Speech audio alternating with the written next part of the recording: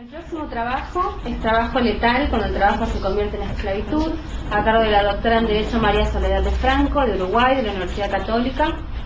La doctora ha ingresado el proyecto de ley sobre uso moral en el trabajo en el Senado de Uruguay hace poco tiempo para su tratamiento, así que ahora nos va a presentar su trabajo. Adelante, doctora. Bueno, buenas tardes. Yo vengo de Uruguay y bueno, dado lo avanzada de la hora, voy a tratar de ser lo más dinámica posible a los efectos de que bueno sea llevadero. La finalidad de esta ponencia es básicamente hacernos pensar más que disertar.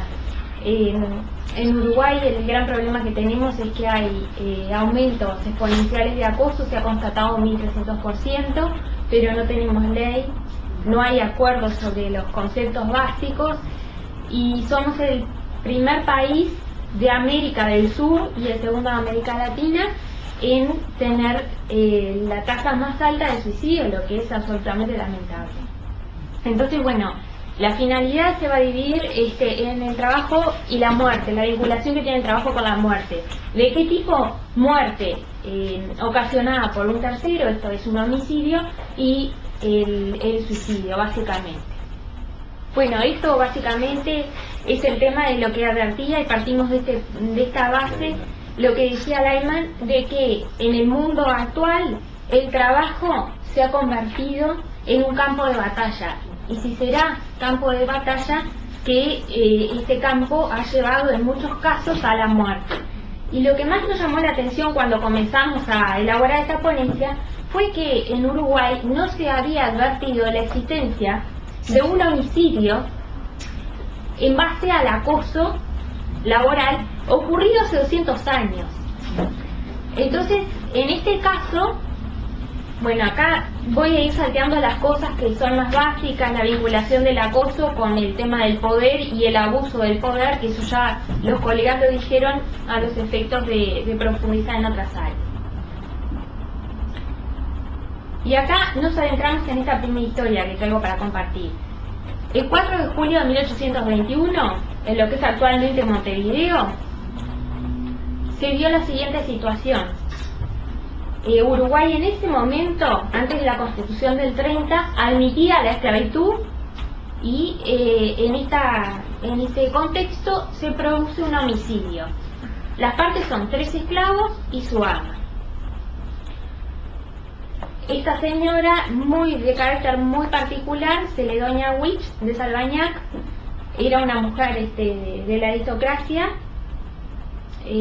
montevideana en ese entonces, y esta señora, bueno, martirizaba a sus esclavos tanto física como moralmente, es decir, los castigaba permanentemente en forma físicas, en torturas maquiavélicas, y bueno, lo moral no podemos hacernos una idea de lo que Ribetes comenzó a alcanzar. Entonces, estos 3 esclavos, un día, ya hartos de los destratos, de los golpes, de los insultos de esta señora,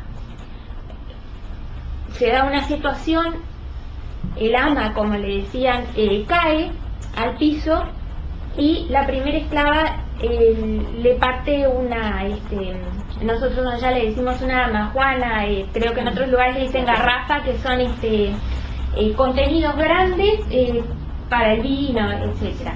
Y bueno, comenzaron a utilizar eso, la primera esclava, que fue Mariquita, se sumó a Encarnación, y después el hijo de Encarnación, que era un latillo, le decía Luciano, las ayudó a encubrir el crimen. Este crimen, ¿qué es lo que tiene en particular? Lo que releva el doctor Lucas Oves, que fue el defensor de esas esclavas, como algo absolutamente atípico, la hazaña con que fue cometido. Esta, a modo de ejemplo, era la señora. Ahí están viendo el lugar donde los hechos al día de hoy se produjeron.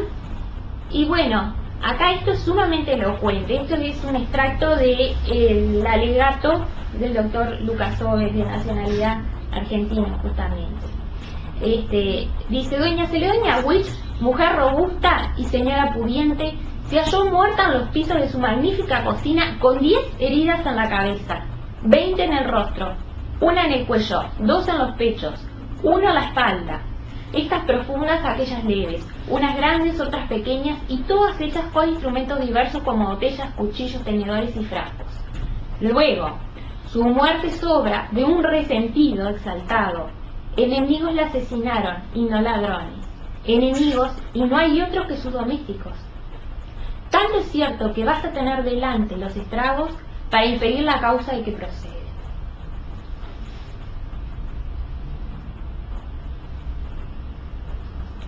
Agrega, y esto me pareció de una, no sé, sumamente destacable desde el punto de vista histórico, que ustedes se están dando cuenta que ya en 1821 se hablaba de acoso permanente, lo que hoy creemos que es la super novedad, el móvil no. Digo, es tan viejo como la humanidad, pero ya se estaba relevando como tal en 1820. Mariquita y Encarnación, así decía el alegato, sufrían desde siempre todas las extravagancias de una señora orgullosa pues era rica, impertinente pues era viuda, cruel para con sus criadas, pues complacía en verlas padecer.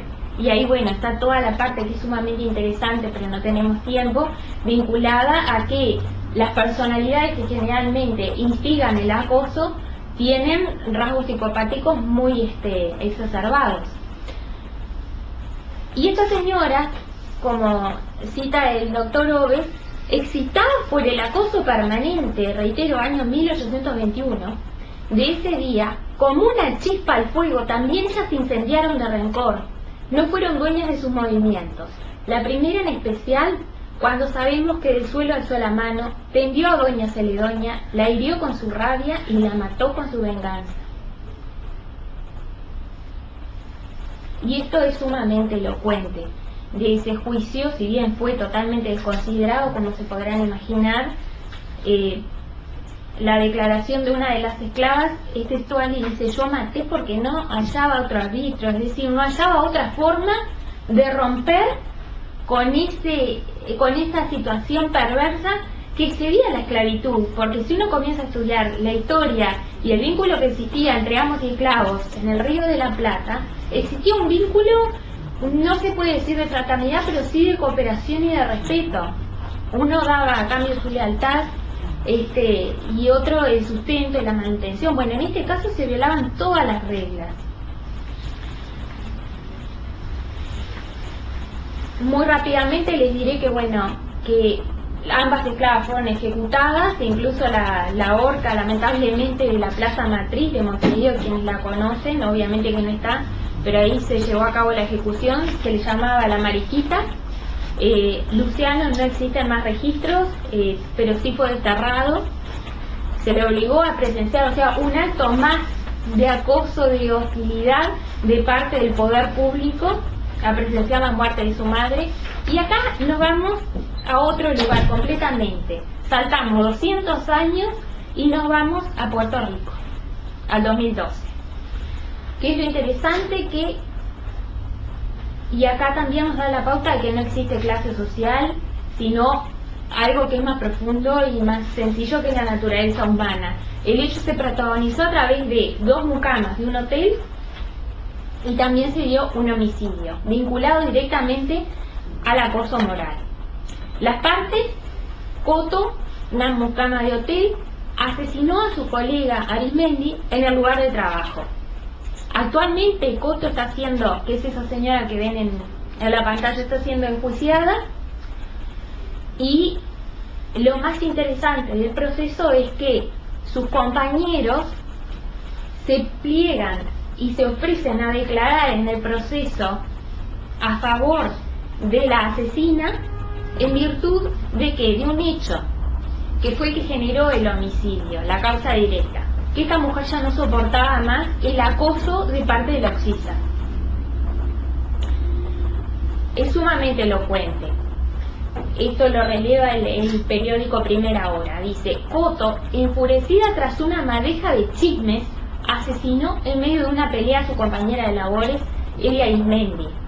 En el pleito hubo puños, patadas, empujones y mordidas de parte y parte. La patóloga Rosa Rodríguez concluyó que la víctima murió por estrangulación y trauma corporal. El desenlace fatal fue la secuela de un alegado patrón de humillaciones públicas, tácticas de intimidación perdón, y abuso protagonizado por la difunta. Coto llegó a esos extremos porque en recursos humanos, y acá les pido un punto de reflexión, que recursos humanos, si no es prevenir ese tipo de situaciones, ¿para qué existe? ¿Para qué está? No hizo nada.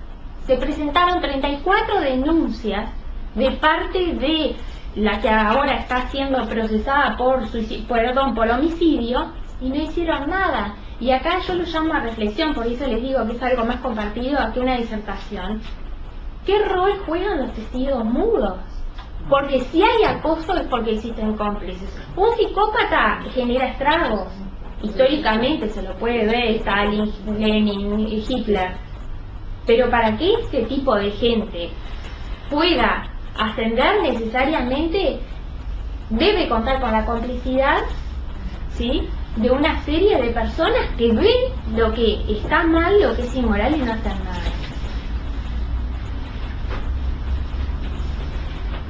Bueno, entre otras, y tratando de abreviarle, se mofaban de sus creencias religiosas, se mofaban de su apariencia, le decían mona, e incluso se metían con su vida sexual. Pobre mujer, imagínense que si bien nada de esto justifica la decisión que ella tomó, hay un paralelismo muy grande, pese a los 200 años de diferencia existentes entre el asesinato de la dama de la aristocracia y estas dos mucamas de hotel.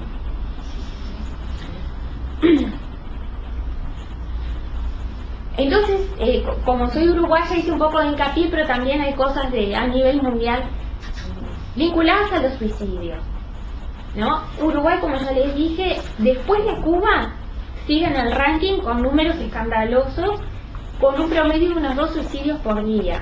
Y ¿saben qué es lo más triste? Somos apenas 3 millones, bajan los censos y siempre arañamos los 3 y tenemos la tendencia a la baja. Pero los suicidios aumentan. Unos especialistas nacionales, es decir, compatriotas míos, analizaron, bueno, qué vínculo existe entre las causas laborales pésimas y el acoso, y bueno, ellos dicen que dentro de la causa social, que la causa social representa, según el relevamiento, un 65% de las causales de acoso, de suicidio. Dentro de esa causa social hay un alto porcentaje dentro de ese 65% que por falta de estudios no se ha logrado relevar con exactitud, que es el vinculado al acoso en los lugares de trabajo. O sea que ahí hay que prender la luz y comenzar a ir definiendo políticas públicas y tratando de averiguar hasta qué punto esa serie enorme de suicidios está vinculado con el acoso laboral. Grandes números. Esto no lo voy a repetir, que es el segundo país después de Cuba. Lo que sí es preocupante que Uruguay es un estado muy pequeñito, pero con una tradición muy arraigada en cuanto a un país demócrata y republicano. Entonces, para reflexionar con qué nos estamos comparando, sin desmerecer a nadie, pero es un país que siempre se ha caracterizado por cuando tenemos elecciones el uruguayo está ahí presente votando, militando. Digo, nos estamos comparando con un país que todos ya saben cuál es la realidad. A partir de 1990 la cantidad de suicidios despega, y acá hay algo interesante que se aprecia, que claro, en 1990 es cuando se da ese despegue absolutamente neoliberal de la famosa excelencia a cualquier costo, la productividad a ultranza, y bueno, Uruguay no fue ajeno y las cifras siguen creciendo. Y esto es para mí espeluznante. En 2006, a nivel de capitales sudamericanas, no todas por una razón de tiempo, tenemos que cada 100.000 habitantes en Montevideo, que es la capital de Uruguay, fallecen 14 personas por suicidio. Es decir, se suicidan 14 cada 100.000 en Uruguay. Fíjense que en Montevideo existe 1.700.000 personas. Comparen con Buenos Aires, que se suicidan 6 personas, pero en 13 millones. Con Santiago de Chile, que se suicidan 4, pero en 6 millones, tirando a 7. Y Río de Janeiro se suicida nada más nada menos, perdón, que 2, y con un rango de unos 6.400.000 personas. Es decir, es vergonzosa la cifra. Por ejemplo, un dato interesante del Ministerio de Interior, hay muchos más muertos por suicidios en Uruguay que por razones, por consecuencias, perdón, de accidentes de tránsito. Y bueno, esto es lo que dejo en el tintero. Sin embargo, nos preocupamos de los accidentes de tráfico, nos preocupamos, y me parece excelente, de la protección animal, nos preocupamos de muchas cosas, pero de este tema ha sido un infierno ponerlo en el tapete. El trabajo de los suicidios en el mundo. Acá muy rápido, por razones de tiempo, fíjense las cifras. Japón, segunda potencia económica, el 57% de los suicidios se deben a una causa laboral, no precisamente el acoso, porque ahí está el estrés, el burnout, pero sí, miren qué cifras manejamos. Incluso sí llegó a reconocer por el gobierno japonés el término karoshi, disculpen la pronunciación porque no sé cómo se dice, que cuando se sabe a ciencia cierta que un trabajador en Japón se suicidó porque no aguantaba más con esos horarios infernales, con esa competencia desmedida y con esas presiones cada vez al alza. En China, esta empresa es una empresa que ensambla productos para teléfonos celulares, para Apple, en fin. Y se dio una ola de suicidios, comenzó a morir gente, y bueno, y la empresa se empezó a preocupar, entre comillas a preocupar, ¿y a qué conclusión llegan? Y esto me parece de Ripley. Se pacta en el contrato de trabajo una cláusula anti-suicidios, esto es, yo me obligo a no suicidarme, pero si me suicido, a ti empresario te relevo. Es una vergüenza. Y perdonen la vehemencia, pero digo, es algo que no.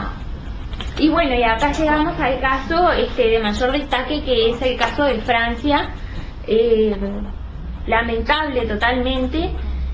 No sé si conocen el caso de France Telecom, era la empresa privada pública de comunicaciones francesa, la privatizaron y en ese proceso entró la vorágine de la competitividad y la excelencia. Desmantelaron la empresa y se dio una ola, pero como nunca en la historia de Francia, de suicidios dentro de la misma empresa. Lo particular es que los trabajadores se mataban, se quitaban la vida dentro de la empresa. Y todo eso dio, a su vez, lugar a lo que se comenzó a llamar el suicidio espectáculo. ¿Qué es el suicidio espectáculo? La persona afectada por las estrategias laborales y de management, iban dejando cartas absolutamente conmovedoras culpando directamente a determinados gerentes o a determinado sector de su muerte. Entonces, ¿qué es lo que traemos en consecuencia de esto? Que puso al país entero en jaque esta situación, y esta ola de suicidios llegó a la cresta de la ola, a mi entender, cuando se suicidó el 60º empleado de nombre Lobradoux. ¿Y qué fue lo más lamentable? ¿Saben cómo se suicidó? Y no es un tema escabroso, sino por la connotación que tiene desde el punto de vista psicológico. Si bien yo no tengo esa especialidad, lo he analizado. Este señor lo que hizo, acá vamos a pasar, que son varios testimonios, después queda si les interesa ahí. Este señor que están viendo ahí, en una carta de 6 hojas, él dice, entre otras cosas, me tiraron a la basura, estoy de más. Este señor, 33 años, como ven en la empresa, padre de 4 hijos, con antecedentes sin inconvenientes dentro de la empresa, se suicidó de una forma absolutamente conmovedora, porque los entendidos en el tema dicen que esa forma de suicidio implica como el último acto de poder y a su vez de venganza contra un sistema que él ve y considera absolutamente hostil e injusto. Este señor, acá lo ven en el lugar, estacionó un día normal, llegó, estacionó su auto, se roció con gasolina, se prendió fuego y ahí tienen incluso, lo traje y lo puse en pantalla los efectos de que a veces es como dicen, ojos que no ven, corazón que no siente. Si uno no lo ve, es un número más, pero si uno ve a la persona, sabe que esa persona no está y ven la forma en que murió, yo creo que realmente es el crimen del siglo XXI, el tema del acoso moral. Y bueno, y acá tienen el responsable, a este señor que aparece en pantalla.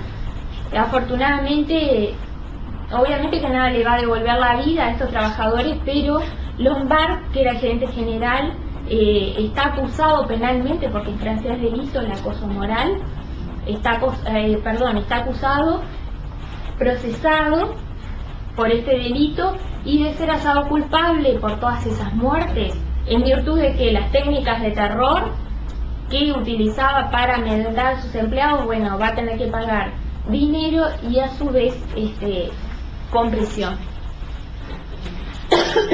En conclusión, porque creo que me estoy pasando de hora, discúlpenme. En conclusión, y este es un dato muy interesante, como ya les digo, todo para pensar, la Organización Mundial de la Salud advierte que hay más muertos por autoeliminación que por el conjunto de las guerras, del terrorismo y los homicidios. Después también tenemos que, según la misma fuente, cada un minuto, cada 60 segundos muere una persona, ¿sí? Y cada 3 segundos, es decir, 1, 2, 3, un intento de autoeliminación. Un horror, a nivel mundial. En Uruguay, bueno, en mi país lamentablemente estamos dando la nota por lo que ya veíamos viendo, y queda la pregunta, y creo que eso es compartible con todos los demás países, de bueno, tenemos la tasa más alta de suicidio y a su vez picó en un 1300% el índice de denuncias ante el Ministerio de Trabajo, que es quien recepciona en Uruguay informalmente las denuncias por acoso. ¿No existirá, al menos, para pensar algún nexo causal entre ambos? Posible solución, y esto lo quiero aclarar, solución obviamente no es la única ni la mejor, pero por lo menos es una puntita para ir tirando, ir defendiéndonos. Nuestro granito de arena fue la presentación de un proyecto de ley que ingresó al Senado el 31 de julio de este año, y bueno, estamos en esa, la gente se ha sumado recolectando firmas, hay una buena movida, pero el tema es que creo que el Senado tiene temas más importantes para tratar, como es la rendición de cuentas y bueno, a ver cuántos cargos más públicos se crean. Entonces, como les reitero, eso es un llamado de atención y de bueno, que en todo el mundo empecemos a pensar que nos estamos deshumanizando cada vez más. Y bueno, voy a cerrar esto con una frase de alguien que me parece que engloba absolutamente todos los puntos y todas las conexiones de lo que venimos hablando. El maestro Couture decía que en el decálogo de los abogados, es decir, el consejo que nos daba a todos los abogados uruguayos, y que bueno, ya se ha convertido prácticamente en patrimonio universal, él decía: ten fe en el derecho como el mejor instrumento para la convivencia humana. Y ahí es a lo que apunto este proyecto de ley, a lo que está tratando de lograr y plasmar es una herramienta a la que todos sepamos a la que ceñirnos. Bueno, cometemos determinada acción, ¿cuáles van a ser los resultados? Tanto civiles están previstos, penales lamentablemente no, porque digo, era para horrorizar al Parlamento y eso iba a tirar el proyecto para atrás, pero digo, esperemos que en otra instancia se pueda incorporar. Seguimos con Couture. Es la justicia como destino normal del derecho. ¿sí? Es la paz como sustitutivo bondadoso de la justicia y sobre todo tensar la libertad, sin la cual no hay derecho, ni justicia, ni paz. Gracias.